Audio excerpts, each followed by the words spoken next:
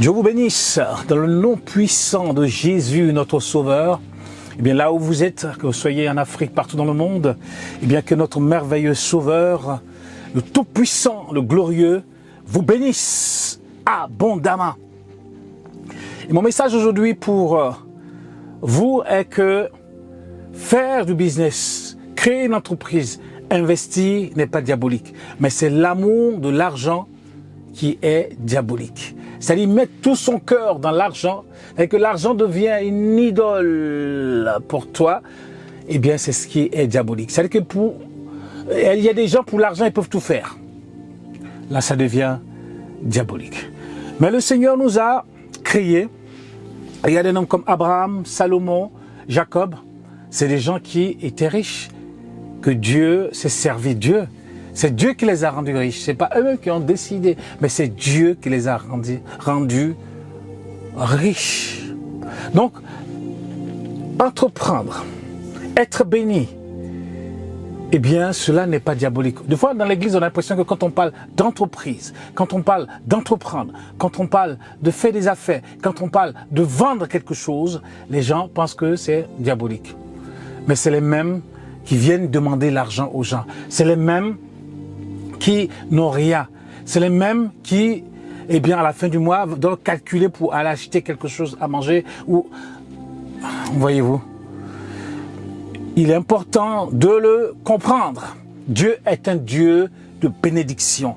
Regardez dans Proverbes, que nous dit la parole de Dieu dans Proverbes 14, verset 23. Il dit, tout travail procure l'abondance. Tout travail procure de succès. Tout travail procure du profit. Tout travail procure l'abondance. Il dit ici, mais les paroles en l'air ne mènent qu'à la disette. Tout travail que tu fais va t'apporter quelque chose, un profit, va t'apporter de l'argent. Si tu fais un service, eh bien cela va t'apporter. Si tu vends quelque chose, eh bien cela va t'apporter un profit, cela va t'apporter de l'argent. Tout travail, il est dit. Et l'enfant de Dieu aussi doit travailler de sa main. C'est un travail avec leurs mains, c'est un travail avec leur bouche. C'est-à-dire en parlant, eh bien, ils font de l'argent, c'était en travaillant, Dieu leur a donné de pouvoir être des gens qui, lorsqu'ils touchent quelque chose, la chose est vraiment, devient extraordinaire. Ils sont des artisans, ils font des choses extraordinaires et gagnent leur argent comme ça. Il dit, tout travail procure de l'abondance. On va voir aussi dans 1 Thessaloniciens 4. 1 Thessaloniciens 4. C'est Paul qui parle ici. 1 Thessaloniciens 4. Hop. 1 Thessaloniciens 4, verset 11. Voilà, pourquoi il fait ça? Alors, 4 ici, verset 11. Que l'on dit la parole. Et à mettre votre honneur à vivre tranquille, à vous occuper de vos propres affaires et à travailler de vos mains, comme nous vous l'avons recommandé. Paul dit, il faut travailler de vos mains. Paul lui-même était un faiseur de tentes. Les disciples travaillaient, c'était des pêcheurs. Ils allaient pêcher le poisson et ils vendaient leur poisson. Dieu veut qu'on travaille. Dieu veut qu'on puisse entreprendre. Faire du business, eh bien, cela vous rapporte de l'argent. L'homme doit être productif. Lorsque Dieu nous met dans ce monde, l'homme doit être productif. L'homme ne doit pas être oisif dans l'église. Dieu t'a sauvé par grâce, par le moyen de la foi, afin que tu sois productif, déjà spirituellement. Cherchez premièrement le royaume de Dieu. Cherchez le Christ, marchez avec le Christ. Annoncez la parole de Dieu pour que les âmes passent de la mort à la vie, des ténèbres à l'admirable lumière de Christ. Et être productif afin de pouvoir nourrir ses enfants, nourrir sa famille. Et ne pas être oisif. Il y a des gens qui disent, je jeûne et je prie. Miracle money.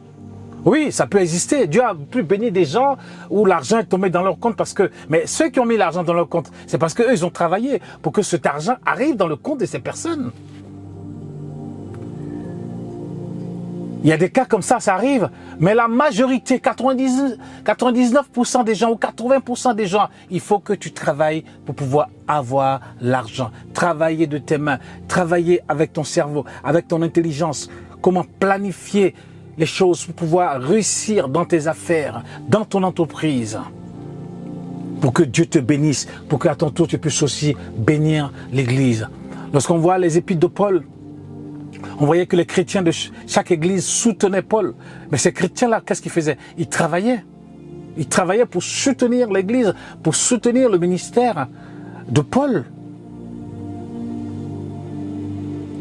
Dieu nous appelle à être des chrétiens productifs. Productifs en faisant quoi? En faisant ce qui est légal. En faisant ce qui est légal. Ici en Europe, lorsque quelqu'un te voit avec une belle voiture, il pense que tu fais des choses bizarres, machin, tout ça. Mais c'est parce que tu travailles pour avoir une voiture confortable. C'est parce que tu travailles pour avoir une maison confortable. C'est parce que tu travailles. C'est pour ça que tu peux voyager. Quand tu arrives à l'aéroport, comme quelqu'un disait, tu ne demandes pas pardon pour pouvoir monter dans un avion. Tu ne demandes pas pardon. Tu ne vas pas au supermarché et puis tu vas demander pardon pour prendre ce que tu as à prendre. Non, tout ça c'est à vendre. Et quand on vend, il faut acheter avec l'argent. Quand tu achètes une maison, tu ne vas pas demander pardon. C'est parce que tu as l'argent que tu achètes la maison. Dieu veut que nous puissions faire ce qui est légal. Ce qui est légal. Être productif. Travailler de ses mains. Travailler avec sa tête. Travailler avec sa bouche. Afin de pouvoir, produire, n'est-ce pas, de l'argent. Nous avons des rêves. Moi, personnellement, j'avais des rêves. Nous avons des rêves. Mais c'est la volonté qui s'accomplit, la volonté de Dieu qui s'accomplit toujours. Nous avons des rêves de créer certaines choses, de faire de grandes choses. Mais nous devons tout remettre entre les mains de Dieu. Parce que c'est Dieu qui ouvre les portes. Et c'est Dieu qui rend riche. Et c'est Dieu qui bénit. C'est Dieu qui te donne l'argent. Car l'or et l'argent lui appartiennent. C'est Dieu qui te donne le souffle de vie tous les matins quand tu te lèves. Parce que pour gagner de l'argent, il faut sortir de chez soi et ne pas être dans son lit. Il faut sortir de chez soi ou travailler de chez soi pour gagner de l'argent. Il faut sortir pour aller chercher l'argent. Aller travailler de ses mains, de sa tête pour gagner de l'argent. Et le chrétien doit travailler de ses mains. Le chrétien ne doit pas être un mendiant. Mais le chrétien doit être quelqu'un qui sait travailler, qui sait faire quelque chose de ses mains pour qu'on le paye, qui sait vendre quelque chose pour qu'on le paye. Comme je le disais chaque fois, la plupart des protestants avant c'était des hommes d'affaires, les protestants. Pourquoi le roi de France avait peur de ces protestants? Parce qu'ils étaient des hommes puissants d'affaires. Ils étaient des avocats, ils étaient des commerçants, ils étaient des artisans très puissants en France. Et le roi a vu que ces gens-là, ils allaient le renverser. C'est pour ça qu'il y a eu des problèmes avec les protestants en France, les huguenots qui étaient ici en France. Et Dieu veut que cette génération qui est là aujourd'hui puisse impacter sa génération. Et comment tu peux impacter sa génération si tu es pauvre? La Bible dit que même le pauvre, s'il dit quelque chose de sage, personne ne l'écoute. Personne ne l'écoute. Tellement il est pauvre, personne ne l'écoute. Même ses proches ne l'écoutent même pas. Ses proches ne le considèrent pas, Proverbe le dit. Ses proches, ses enfants ne le considèrent pas, le pauvre. Et nous voulons être de ceux qui impactent leur génération, de ceux qui bénissent, de ceux qui savent donner, car il y a plus de joie à donner qu'à recevoir. Il y a plus de plaisir à donner qu'à recevoir. Et nous voulons être de ceux qui savent donner, de ceux qui sont bénis par Dieu et qui savent donner, afin que l'œuvre de Dieu avance. Oui, faire des affaires, travailler de ses mains et gagner de l'argent n'est pas diabolique, mais c'est l'amour de l'argent qui est diabolique. Dieu veut que nous soyons bénis. Dieu veut que notre famille soit bénie. Dieu veut que les chrétiens soient bénis. Comment tu peux aller prêcher l'évangile? Tu dis que Dieu est bon, Dieu est extraordinaire, Dieu est celui qui bénit. Mais toi-même, quand on te regarde, on n'a même pas envie. On n'a même pas envie de te suivre. On n'a même pas envie de t'écouter. Eh bien, il est important pour nous de refléter ce qu'est notre Dieu. Il y a des gens qui disent, oui, Jésus lui-même n'était pas riche. Jésus descend de David. David, le plus grand roi d'Israël. Quelqu'un qui descend de David, fils de David. Et vous pensez qu'il est pauvre? Fils de David. La descendance de David, du roi David. Et les gens disent qu'il est pauvre. De riche qu'il était, c'est vrai qu'il s'est dépouillé pour venir sur la terre. Il est venu sur la terre, il a vécu ici sur la terre. Et vous croyez que Christ était pauvre? Non, Christ n'était pas pauvre. Le Seigneur est celui qui sait bénir. Et il a béni, n'est-ce pas, ceux qui l'ont suivi, ceux qui sont venus à lui, il les a bénis de toutes les bénédictions spirituelles, matérielles, il les a bénis. Vous savez, tout n'est pas écrit dans votre Bible. Si on voulait tout écrire dans votre Bible, eh bien, ça serait des livres et des livres. Le Seigneur a béni de toutes les bénédictions les gens qui le suivaient, les gens qui étaient avec lui. Dieu est le Dieu de bénédiction. Il est le Dieu de gloire. Et nous voulons le bénir et nous voulons le remercier. Le chrétien doit le savoir. Quelquefois, on a l'impression que dans l'église, les gens, eh bien, on a l'impression que c'est l'église des pauvres. L'église des pauvres. Les gens aiment la pauvreté. Ils aiment la pauvreté. Quand la pauvreté est là, ils sont contents. C'est comme s'il y a des gens qui aiment quand c'est sale. Quand c'est trop propre, ils disent que c'est pas pour eux. Quand c'est trop beau, ils disent que c'est pas pour eux. Quand c'est pauvre, c'est ça, ils disent que c'est pour eux. Mais nous ne voulons pas vivre comme ça. Nous voulons vivre la vie de Jésus-Christ. Être des modèles pour nos enfants, être des modèles pour notre génération. Eh bien, que Dieu vous bénisse. Moi, je suis parti en Afrique il n'y a pas longtemps. Il y a tellement d'opportunités aujourd'hui en Afrique. Tellement d'opportunités en Afrique aujourd'hui. Ne venez plus ici, en Occident, ne venez plus. Il y a tellement d'opportunités.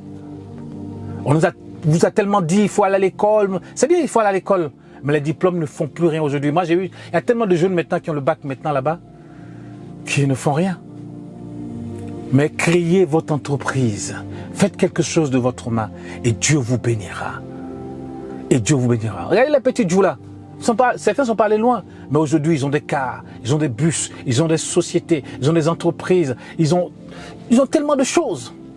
Et ceux qui ont des diplômes aujourd'hui, quand ils voient ces jeunes, des fois, ils ont honte. Ils ont leur maison, ils ont leur terrain, ils ont tout. Parce qu'ils ont compris, Ces petits Libanais, ils ont compris. Ces petits Djoula, ils ont compris. Ils font leur commerce et ils gagnent l'argent. Ils gagnent l'argent.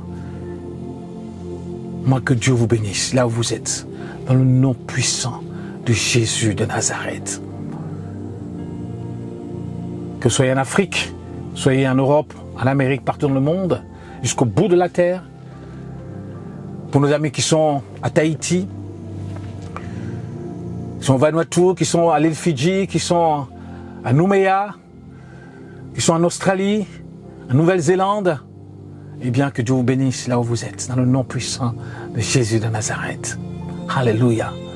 Wallis Futuna, que Dieu vous bénisse là-bas, dans le nom puissant de Jésus de Nazareth. Dieu est fort, Dieu est bon, Dieu est merveilleux. Et il est celui qui te bénira au-delà de ce que tu peux penser et imaginer. God bless you. Amen and amen.